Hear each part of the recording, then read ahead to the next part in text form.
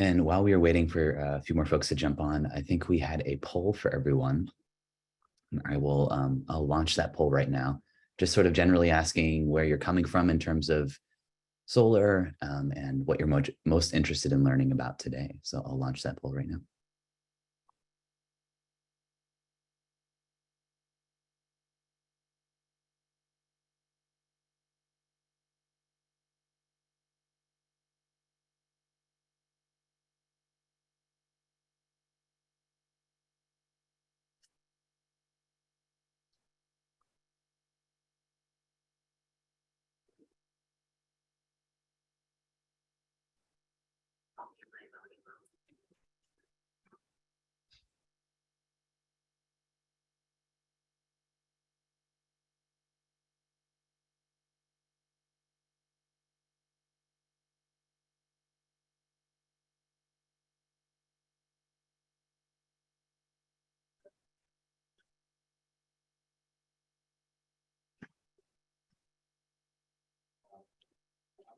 I guess you're on mute.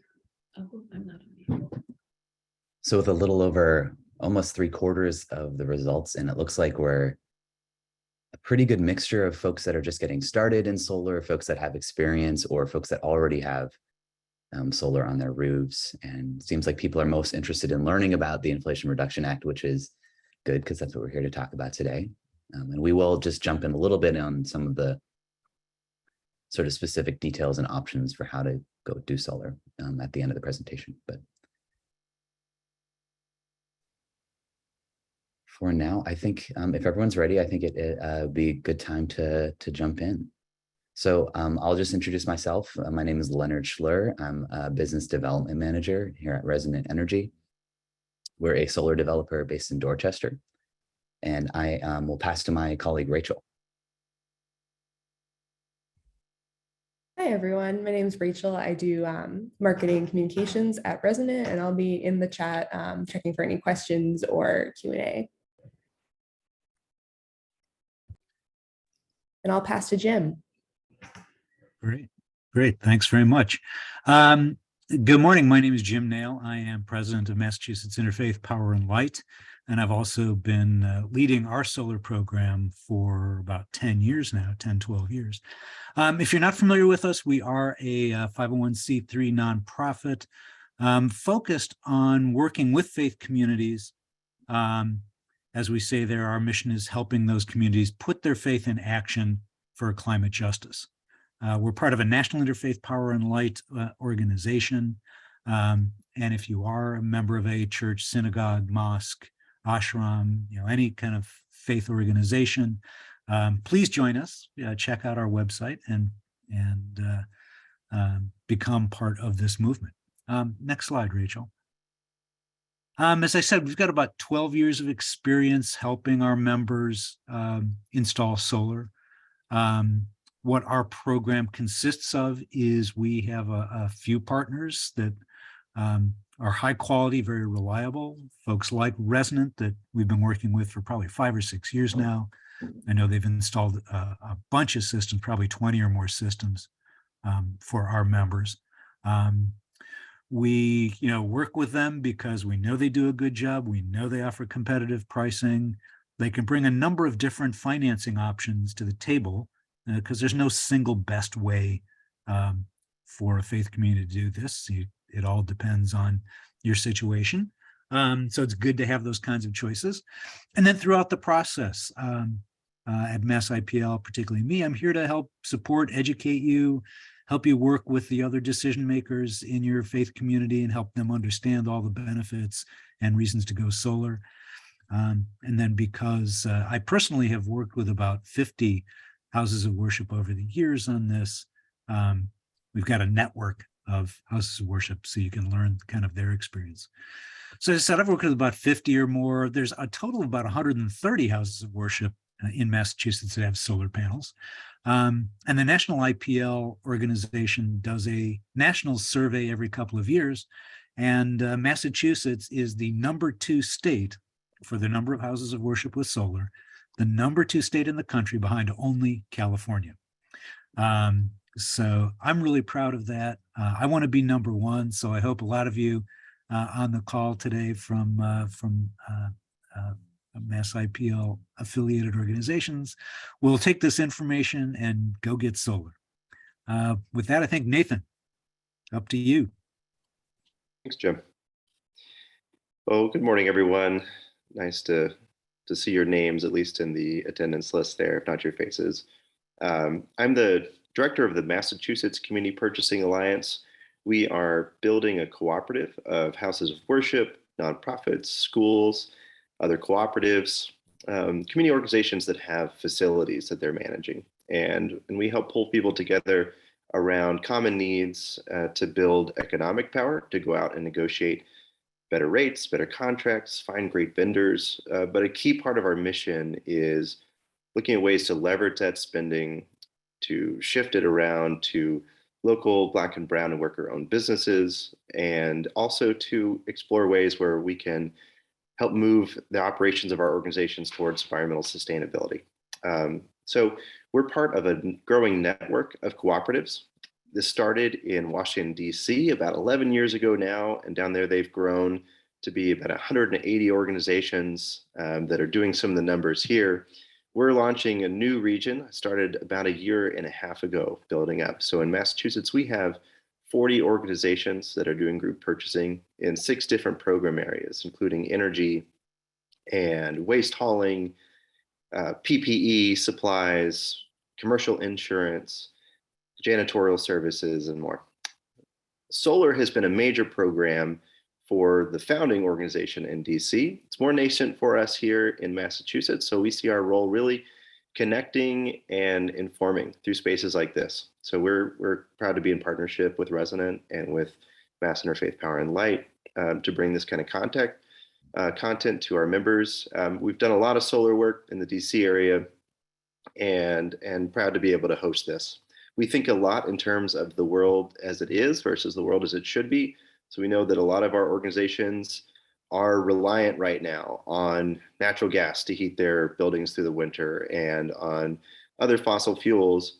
And so we want you to get the best deals so that you can keep your lights on through that period of time, but think in terms of how do we shift our infrastructure over to more sustainable forms of operation. And this is really a crucial piece of that. So thanks for having us here, and I'll pass it back to Leonard. Thank you so much, Nathan. Yeah, so I'll also mention that I've got a little bit of a cough, so pardon me if I'm taking some sips of water throughout, but working through it. So yeah, thanks for joining everyone, where we'll be talking about the Inflation Reduction Act today. I'm very excited to share that with you. Well, I think we'll also be joined by my colleague, Madeline Barr, who I think will be supporting some of the Q&A. So I'd love to encourage everyone to use the Q&A feature. The chat is a great place as well, but if you want questions answered at the end, we'll take a significant amount of time at the end for questions. So throw those in the Q&A. So we'll start a little bit in the agenda today, putting the IRA into context and talking about some of the benefits of it, including the investment tax credit boost, direct pay, which is a direct reimbursement for nonprofits. We'll talk about the domestic content considerations, as well as the environmental justice adders. And lastly, we'll go into taking action. So what you can do to take advantage of all this. So who we are Resonant Energy. We are a mission-driven organization based in Dorchester, as I mentioned, and we work on solar projects all across Massachusetts, as well as Long Island and parts of New York. Our main focus is on nonprofits. So we also do affordable housing and small commercial in general, but we've done a lot of work with houses of worship. I think the number is we've done 1/3 of all faith-based solar installs in Massachusetts, which is pretty exciting. We've also got something called the STAR campaign in collaboration with LISC Boston, as well as MACDC. And in that collaboration, we've installed solar on over 88 sites with 12 different affordable housing developers, which is really exciting. So jumping into what we're talking about today, so the Inflation Reduction Act, we'll take a look at our savior, perhaps, our frenemy at times, Joe Manchin. Of course, this was not supposed to happen. This bill was dead in the water, as many of you know, for a number of months. I think our team we were at kind of a retreat together when we learned of the news that Manchin had changed his mind and that we were moving forward with this Inflation Reduction Act. So as many of you know, the act isn't just solar. Obviously, there's a number of different measures around climate change, as well as pharmaceutical pricing and different tax measures. So thank you, Joe. Here we are. So what is the IRA? So it was signed in August 2022. So we're here. It's now. The primary thing it's doing is changing the solar tax credit from 22%, which it was going to be in 2023, and then 10% the following year, and then after that as well, up to 30% for 10 years. So that amount of stability is going to be a really great thing for the industry. Why should you care? Well, there's also a provision which I mentioned, which is called direct pay, which is specifically designed for nonprofits, and it allows you to take advantage of this tax credit. So prior to this, 22%, 26%, it didn't really matter. None of it was useful for nonprofits because obviously you were not tax eligible. So now we have direct pay, which is essentially a reimbursement coming from the IRS as if you were had to overpay on your taxes. It also brings increased savings, obviously, for both ownership and for the no-cost options, which we'll talk about. And lastly, the environmental justice adders. So they can boost savings significantly, specifically for areas of social justice benefits. So we'll talk a little bit more about that as well. First of all, we're going from this 22 to 30. So that's a really big deal on its face, and it's going to obviously boost savings across the board. But the big thing here is direct pay. So qualifying tax exempt entities, which is generally nonprofits, will be able to receive direct cash payments for the full value of the investment tax credit. So that value would be anywhere from 30 to 50% to 60% potentially of the total system value of the solar array. So that's a really big deal. It means that if you wanted to own your array as a nonprofit just a few months ago, you were essentially throwing that 20 to 30% out of the window. And now you're able to take advantage of that, which is really exciting. There's a slight caveat, which we can go into detail in if we'd like to, but beginning in 2024 and then slightly increasing after that, there are domestic content requirements in order to receive that direct pay. But for now, this is just great on the face. So we can talk more into detail if we'd like though. High five for direct pay. Got to stop for an animal picture, of course. This is a big deal. This is the first time really that we've had something like this in our tax code. So it's very exciting. So what is eligible for this 30 to 50%, like I mentioned? So in the past, the investment tax credit included the equipment. So that was panels and inverters and racking. That includes parking canopy racking as well. It also includes the labor of the installation as well as the solar company, for example, our sales and overhead fees. It includes battery storage, which is really exciting. And just added in the IRA, which is obviously the acronym I'll use throughout this presentation, are grid upgrades. So it's possible that solar triggers grid upgrades depending on where you are in Massachusetts and what utility you're working with. That is now added. So that is qualifying as part of that tax credit. So all upfront costs are now eligible. What isn't eligible are new roofs and ongoing maintenance, but there are ways to kind of get around ongoing maintenance and kind of throwing that into the total upfront cost. But we can talk about that later. So I'll just give kind of a high level example here. Here's a nonprofit looking to purchase a relatively large solar array for kind of a small commercial operation, 50 kilowatts. Before the IRA, it maybe cost $150,000. They don't get any of the value of the tax credit. They only want to they want to own the system themselves, so they don't get any value for the tax credit. They get about $165,000 after the system's paid off, and it's paid back in about 7 years. So with the IRA, they're now receiving this $45,000 reimbursement. And we're guessing that's within 4 to 18 months of the system turning on. So that's providing a large chunk of money pretty soon, pretty upfront. And really increasing that payback period or reducing the payback period down to 7 years and bumping the internal rate of return up by almost 5%, which is really exciting.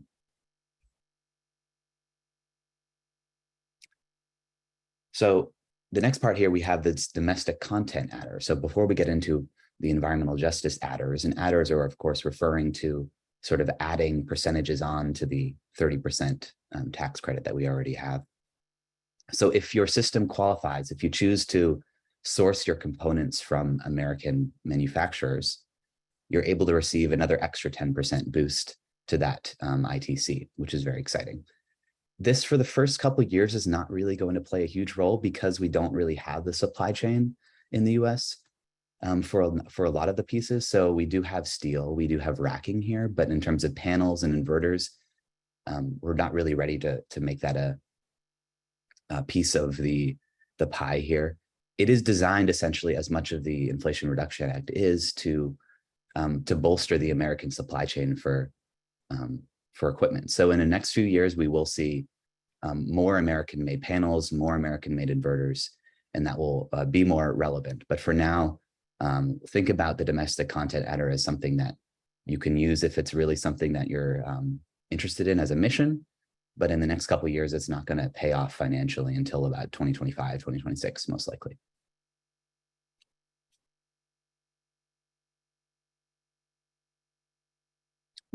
So now we'll chat about the environmental justice adders. So there's 3 of them. The first is the location-based adder. So it's essentially saying your solar system has to be sited in a designated low-income census tract. And that just on its face will boost your ITC by 10%, and that's a really big deal. And a lot of folks will end up going for that. The second is a little more complicated, and it doesn't have a fun name, but it's we're calling it the Affordable Multifamily Tenant Benefit Adder. It boosts the ITC by 20%, and it requires you to be located in a low-income residential building and then evenly distribute the savings. And we don't quite know what that will look like yet. But I think most of the folks that are on this call will probably either use the location-based adder or this next adder, which is the low-income community solar adder. So community solar in general is a really great thing. It allows you essentially, if you have a roof or a surface area that exceeds the amount that you require in terms of you can produce more than you need, you're able to give away electricity to low-income folks in your community. And doing this with the new Inflation Reduction Act will give you a 20% boost on the ITC, which is very exciting. So there are a few caveats here.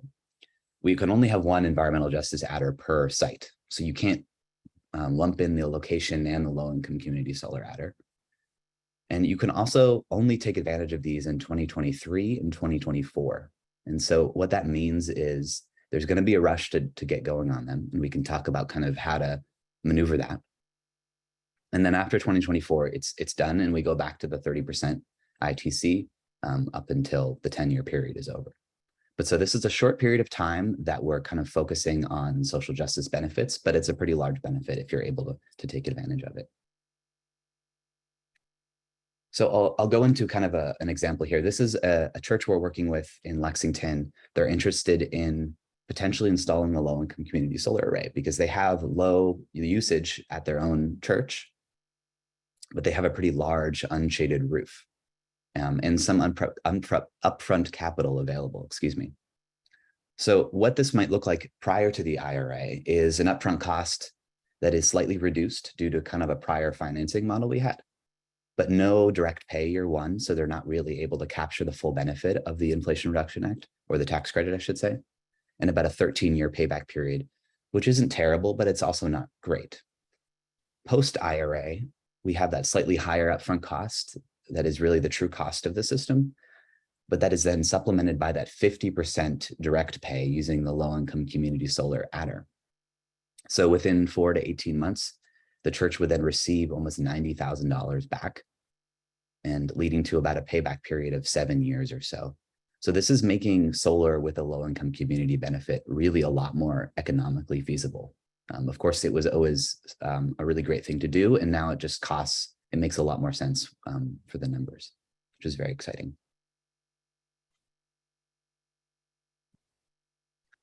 another pause for a little picture here. We love a Democratic Congress. I think it had been years, at least it felt like for me, since we had any real legislative progress on anything at all. And this is really a big deal,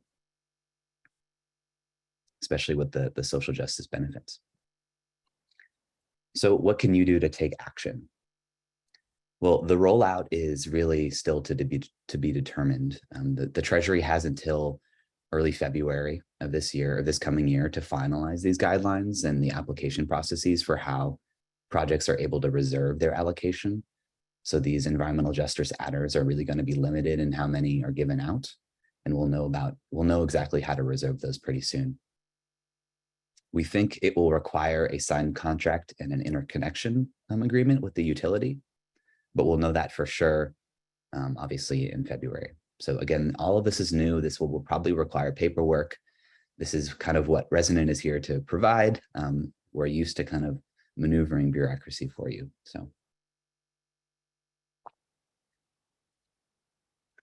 So what you can do strategically for next steps, obviously, is to get close to a letter of intent signing. The sooner you get started, the sooner you're ready to kind of jump in when the portal opens in 2023. So to get permitting and contract preparation done in advance of that. And if you had solar projects that you were thinking of, maybe you had a building that needed a roof replacement in 2025, for example, it might be a good time to consider pushing that forward, just because you're able to capture some of these benefits in 2023 and 2024. And in general, how to work with us. So all you have to do is provide an electric bill and obviously your address, and we'll create a feasibility analysis and no cost analysis based on your needs and your roof space and all of the incentives that we've talked about today, along with the Massachusetts state incentives, which are pretty favorable as well. That takes about 2 weeks, and we'll present to you a proposal. We get a letter of intent signing, and we work through interconnection and the SMART program, which is Massachusetts incentive program, etc. And so the options for you here, as Jim was talking about a little bit, Resonant provides a number of different options. So we have the direct ownership option, which is now, of course, much more, looks a lot better for nonprofits than it did before. So you're paying 100% of upfront costs, or you have a loan perhaps, which we can talk about in a moment. But you do take full advantage of the direct pay feature, as well as the Massachusetts SMART program and any other incentives that you might qualify for. So this is really the best option, ownership is, when upfront capital is available and there's kind of an interest in really being engaged in the project. The next one is this power purchase agreement, which is a no-cost option. So a third-party financer provides 100% of the upfront and then ongoing costs to maintain the system. And you then purchase the electricity that is produced on the roof, on your roof, at a discount. And you receive between a 20 and 50% discount, locked into a 1 to 2% yearly escalator in price. And that is a really great option if you are capitally constrained and you're not interested in direct ownership for any other reason. And a lot of our nonprofits and affordable housing developers choose to do no-cost PPAs. The last is, obviously, we talked about this low-income community solar. So LICSS is the short for it. It can be done both with a no-cost PPA or a direct ownership, but it's really best for sites that have more capacity, as I mentioned, for electricity production than the building actually requires. So in the church example, they don't use a lot of electricity, but they've got a lot of roof space. That could be a great option for low-income community solar. So you get to send free or discounted power to low-income folks in your community. I mentioned the loan opportunities available for the direct ownership option. We are partnered with Collective Sun, which is a great organization in Southern California that is interested in kind of equitable solar as well. And they've got the Sun for All loan, which is really exciting. And here are the sort of general terms, just as an overview. I think the key here is the no collateral beyond the equipment itself. This is a really big deal, obviously, in terms of loan options. We can talk more about that if you'd like as well. So going into a few more additional resources, we'll send these slides out and you can take a look at these. But we did a few webinars this summer talking a little bit more about going solar. And there's a deeper dive here from a few other organizations around the Inflation Reduction Act and how it is changing the solar industry.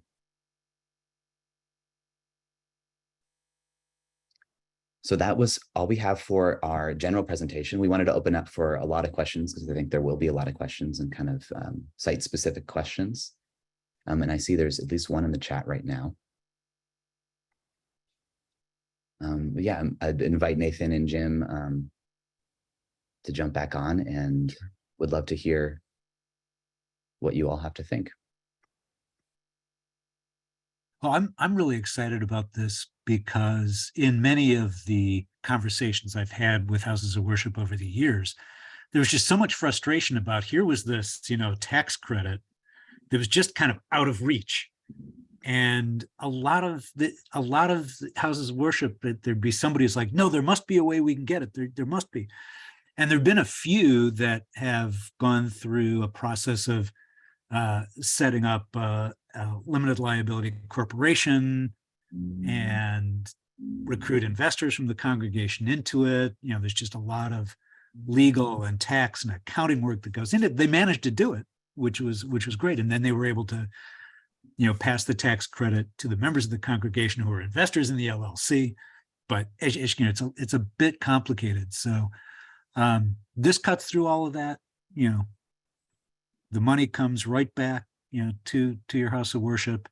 Again, we'll see what the process exactly is going to be. But, I think, we can all now invest our time in, how do we, get the rest of the congregation to support this? How do we get the leadership of the congregation to work through the finances and decide which of those options is going to work best given the financial situation of the community, and just move forward and not kind of run around in circles trying desperately to figure out how to get the tax credit. So I'm very excited about this. I think this is a real game changer. Yeah, agreed. Definitely. So I think we can go through a few of these questions. I think a number of them have already been answered, but we can just for everyone else's sake. So one question here is working with historical commissions on installing solar panels on a historic building. So also, what if the building's roof is not ideally situated to take in sun? So that is a great question. We noted that we've worked with a number of houses of worship and buildings in general with historical oversight. And we can prepare kind of documents to make those applications smoother for you. We do use all black panels, for example, or make sure that the panels are not facing the street. So there's a number of different things that we can do for that. In terms of whether a building's roof is not ideally situated, obviously we can't move your roof. We can talk about what part of the roof might be best situated, or if taking down a certain tree in one spot would provide a significant boost, for example, to the solar production. But we also do talk about parking canopies, for example, as a slightly less economical, but certainly a great way to go solar as well if you have the space in your parking lot. Well, let me jump in for a second on the historic. Because I've worked with a number of houses of worship that have gone through that. And it's really interesting how individual each town historic commission is. And I've seen the whole range from over our dead bodies, will you ever do this? To, gee, we wish you wouldn't, but there's really nothing we can do to stop you. So it's really worth engaging with your historic commission, early in the process, hear what their concerns and, level of, sensitivity is around it, and spend some time in conversation with them to find those kinds of options that Leonard was talking about, whether it was the all black panels or just changing slightly the location of them. But, there've only been a couple of instances where I've seen that, that complete, line in the sand, we will never let you do this. So with a little good, relationship building with them and some discussion with them about how to meet their needs, chances are you'll be able to get solar installed. Yeah, thank you, Jim. The next one we had was, can you pass the tax credit from a for-profit system owner to a nonprofit who is the managing member of that for-profit? So from our understanding, you cannot pass along a tax credit and turn it into direct pay. The Inflation Reduction Act does make it easier to pass along the tax credit if you are between for-profit entities. So essentially signing over who's going to take advantage of the tax credit, but that does not function the same way for the direct pay. So if you're a nonprofit, you have to take the direct pay yourself, or you can take advantage of some of our no-cost PPA options, which allow you to kind of take advantage of the tax credit without having to put any upfront cost. And as Madeline also mentioned, we do offer a hybrid ownership option, which can just sort of slightly reduce the upfront cost. And that's a great option as well. Are the ITC adders a % of the initial 30% or percentage points added to the 30? That's a great question. So they're just added. So you would have the location-based environmental justice adder, for example, is a 10% adder. That means you're up to 40%. So that's a great point. And it's actually up to a 60% tax credit because you could also technically add the domestic content adder, which I mentioned is not necessarily a great financial decision in these first few years, simply because we don't have the supply for that. But yeah, 50% for sure, and 60% if you'd like to do domestic content.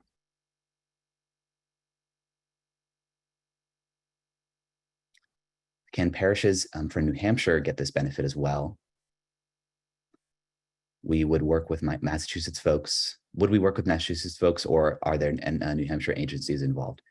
So this is a federal policy, as Madeline mentioned. New Hampshire can definitely benefit. There are Massachusetts specific solar policies. I think from my understanding of the New Hampshire landscape, Massachusetts has significantly higher state benefits and state incentives for solar. But you're definitely able to take advantage of this in New Hampshire in terms of the tax credits.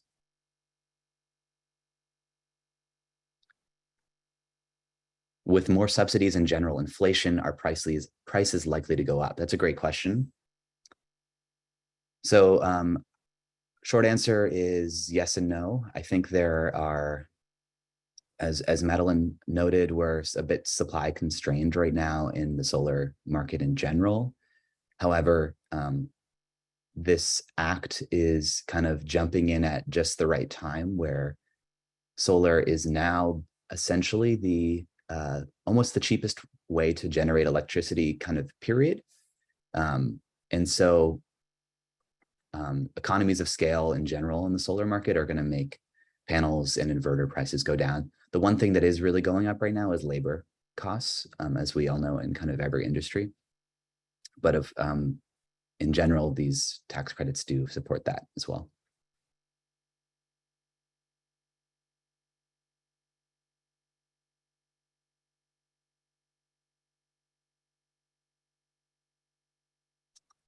Let's see here.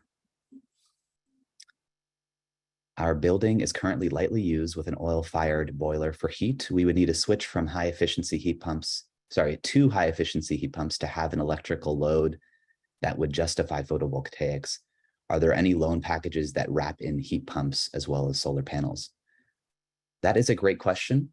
I think, Jim, do you have any insights on that? I know there are state incentives for switching to electric HVAC, but did you have anything else to add there? Oh yeah, absolutely. The Mass Save program, starting in January of this year, really very radically shifted money toward heat pump installations. In the residential market, you can get up to $10,000 if you go fully heat pump, disconnect any existing fossil fuel. If you are nervous and want to keep a backup fossil fuel system, you still get, I think it's $1,750 per ton of capacity. It's a little bit different on the commercial side, and like most houses of worship are on a residential rate, so they could do that residential path. You may be on a commercial rate. So again, that's a little bit different, but there actually, I think the incentives are even slightly more generous. So yeah, reach out, jnail@massipl.org, and we can talk more about the Mass Save program and heat pumps. It's a good time to make that switch. And yeah, then you pair it with solar, fantastic combination. And Jim, Dom asks if there's a Connecticut affiliate for IPL. I excuse me. believe there is. I know there is a New Hampshire affiliate. In fact, I saw on the list there is a New Hampshire person. Maybe that's where that question was coming from. Again, reach out to me, jnail@massipl.org. I can research who's in Connecticut, or you can go to Interfaith Power and Light. It's a national site, and I think it's interfaithpowerandlight.org, or Google it, and then they have a list of all the state affiliates on there as well. Great. And so Fred Davis asks, can you talk about timing? How quickly do you expect IRA payments will come? That's a great question. So our understanding right now is so we're referring to the direct pay. So direct pay begins in 2023. And so if you were to install and allow me to talk through this through an example. So if you were to install your system at the end of 2023, say December 2023, and then the year then ends for that tax year, and you're able to then file for 2023. Obviously, you're a nonprofit entity, so you're not traditionally filing, but in this case, you're sort of filing for that previous year, just a few months after that system is installed. And in that case, we would expect you would get your reimbursement basically as soon as the IRS is ready to do that. So that would be the shortest timeline. We'd guess maybe best case scenario, 4 months, 5 months. If on the other hand, you were to install in January of 2024, our understanding is you would have to then wait for the end of that calendar year to then essentially claim that benefit for the year 2024. So that would be almost an additional 11 months plus the 4 to 6 months or so. So all told, that looks like, depending on when you end up installing your system, between a 4 to 18 month kind of timeline is what we're expecting right now.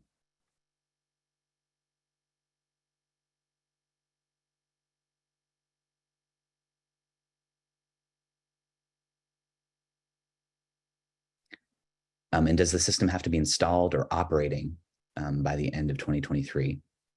Our understanding is installed. But again, we'll know that for sure pretty soon.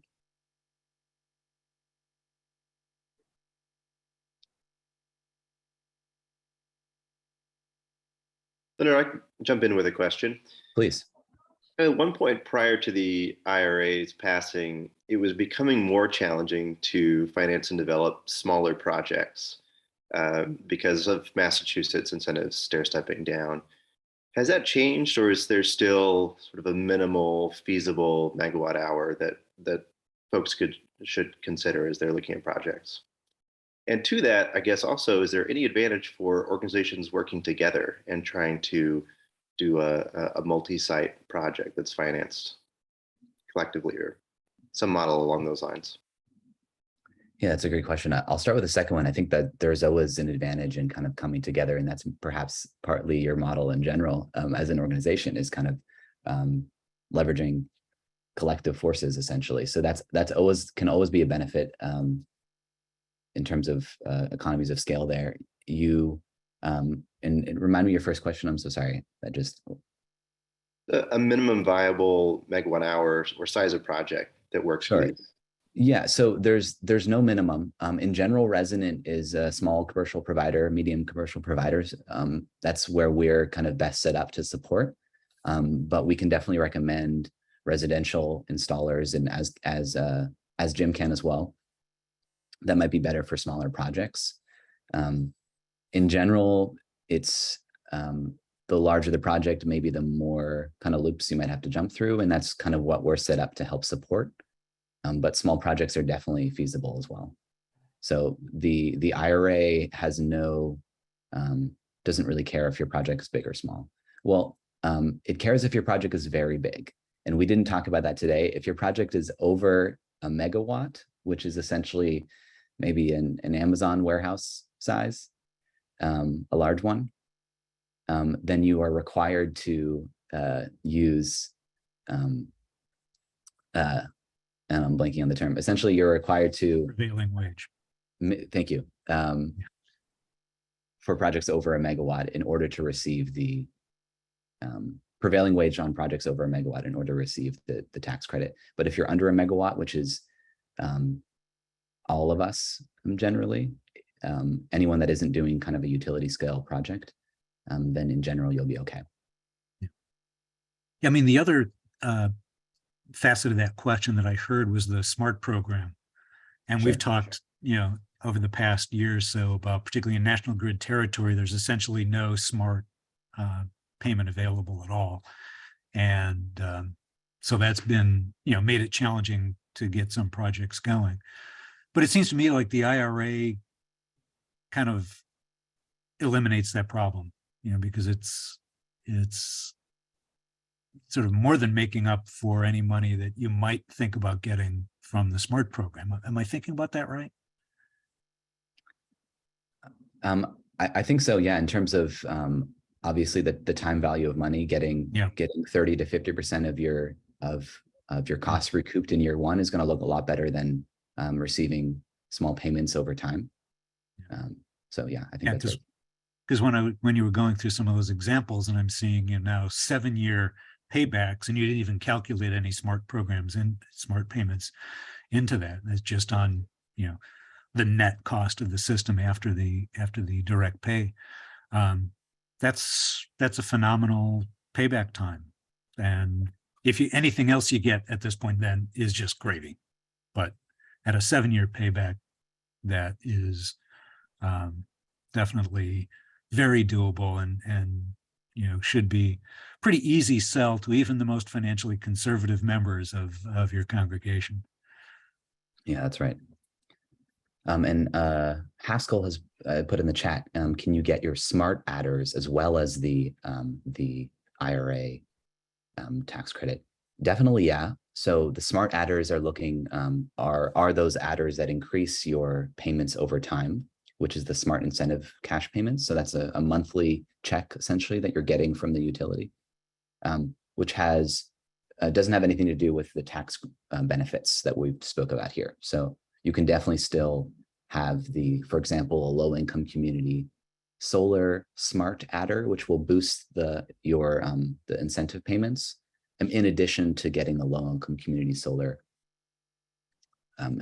tax adder. So yeah. While we're on the subject of sort of state benefits, which is a little bit to the side of what the main topic here is today, I know we've talked on a couple of projects about, instead of even bothering with the SMART program, to go for the alternative energy credits, which is a different kind of thing. Can you talk a little bit about that? Sorry, could you say that one more time? I was just listening, taking a look at the questions. You were mentioning. Sorry. We've talked on some projects, instead of going for the SMART payments, to go for alternative energy credits, which, again, particularly in national grid territories, that's a more lucrative pathway. But I'm not sure how familiar people on the call are with that, so it'll probably be worth talking about that a little bit. Yeah, sure. So there's essentially two, if you have a sort of traditional system that you own, there's two primary ways in which you're recouping your investment. The first is the avoided utility cost. So what you're not paying to Eversource or National Grid or Unitil.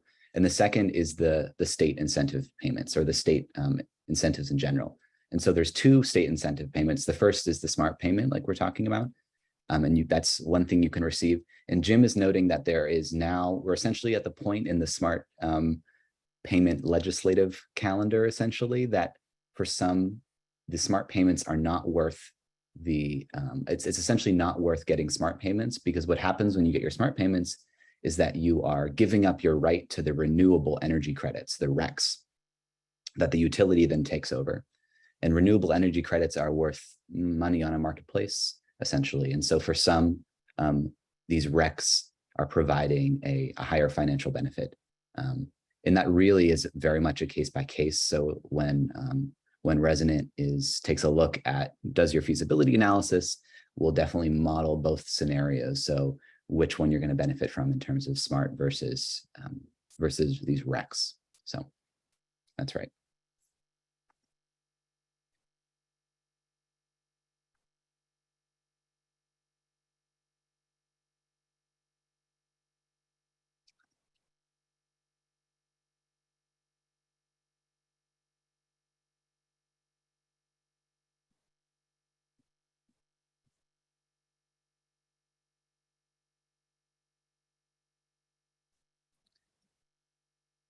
So as we're closing here, I'm curious, are there any questions that any of the other panelists have noted either in the Q&A or that you have yourselves that we haven't gotten to?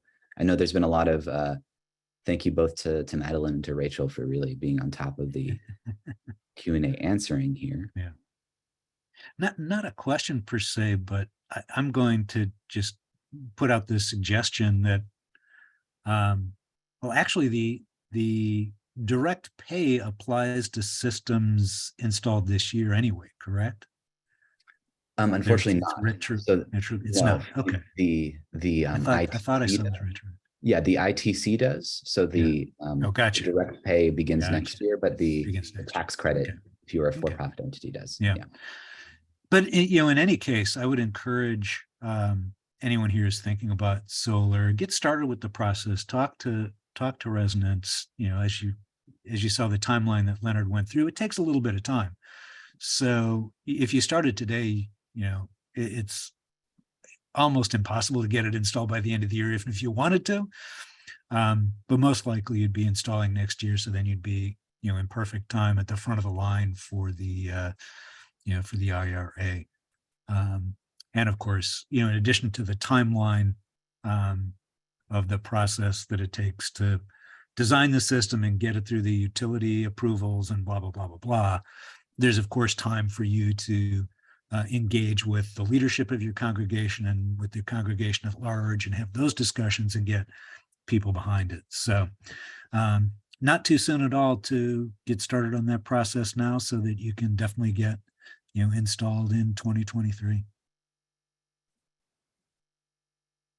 Yeah, thank you for that. I'll go ahead, Madam. Maddie.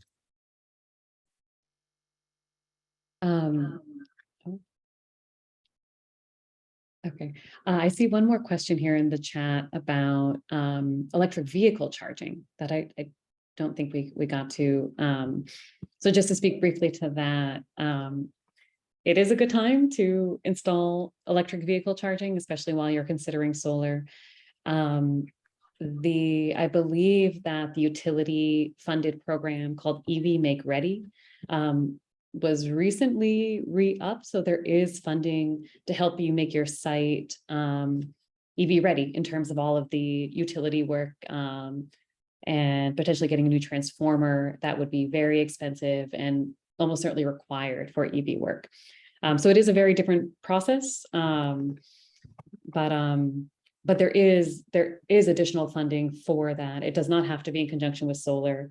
Of course, it would be great to do EVs and solar on your site. And I believe there's also still state funding available if your organization has like more than, I think, 10 employees. You can also get additional state funding to cover part of the equipment cost. That's called, I believe, the Mass EVIP program. I apologize if that's a little outdated, but I believe there is still funding in that program. But because you're dealing with an entirely different department within the utility, it's a parallel process to solar. But we do recommend it.